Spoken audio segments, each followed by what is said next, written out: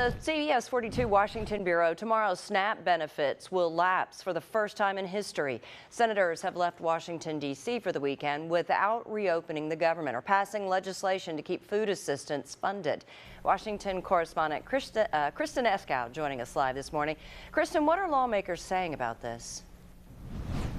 Well, Ani, some senators say they're frustrated that the Senate isn't being kept here in D.C. through the weekend to try to work something out, since they say there are talks happening to reopen the government.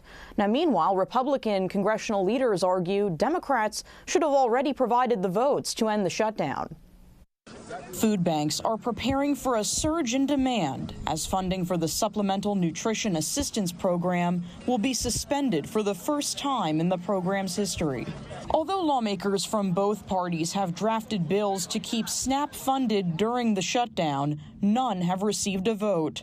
Republican Senator Josh Hawley introduced one of them. I feel bad because 42 million people are not going to be able to eat this weekend. Democrats have blasted Republican congressional leaders. Ripping food away from the mouths of hungry children, seniors, families, women, and veterans, and using them as a political pawn, that's policy violence. Senate Majority Leader John Thune has argued against funding individual programs, accusing Democrats of trying to prolong the shutdown. Are there any consequences bad enough to get Democrats to reopen the government again? As Leader Thune made the motion to adjourn the Senate for the weekend, Republican Senator Lisa Murkowski objected to their departure.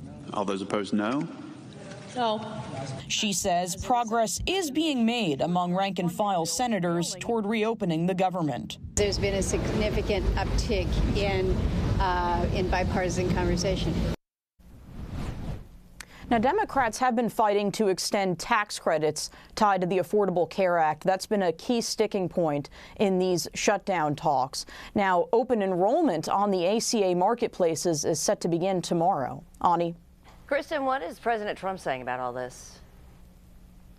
So President Trump posted on Truth Social late last night that he wants Senate Republicans to end the filibuster to try to get the government reopened more quickly. So right now there's 60 votes needed to reopen the government. He wants that reduced to a simple majority so that Republicans wouldn't even need votes from Democrats to get the government funded. But so far, Ani, Senate GOP leaders have not been on board with that approach. Kristen Eskow live in Washington this morning. Thanks so much for joining us today, Kristen.